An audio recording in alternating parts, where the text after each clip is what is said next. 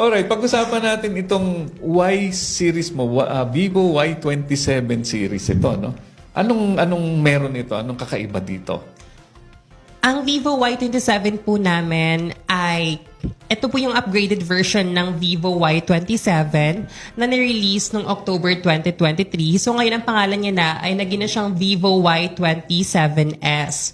So ang maganda dito, sir, is dati meron siyang 6 gig RAM and 128 gig storage.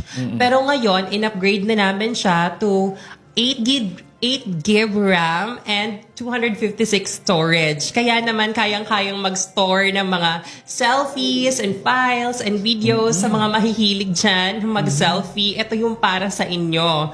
At yung 8 gig RAM namin, sir, ito pa ang pinakamaganda. Aside from the 8 gig RAM, extendable pa siya to another 8 gig RAM. Kaya naman maraming makakabukas na applications. Sabay-sabay. Yes.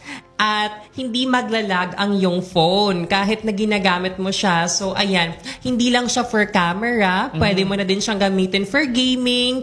And kung ikaw naman ay estudyante, pwede mo rin siyang gamitin na mag-stores ng mga files sa schools, 'di ba? So, yun yung pinakamaganda dyan.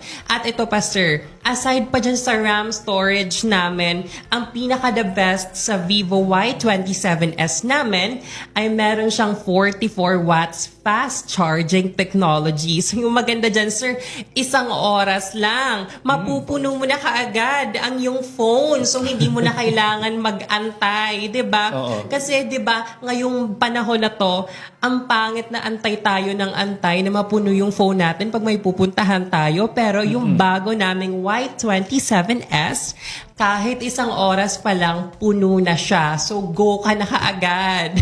Okay. Ayan. Balikan ko yan, 8 gig pala ang RAM nito kasi halos katapat na to yung mga ordinaryong mga computers natin, no? Computer na katapat Opo, nito. sir. Kasi sabi nga namin, we would like to innovate. Para yan sa the best only para sa aming mga consumers. At saka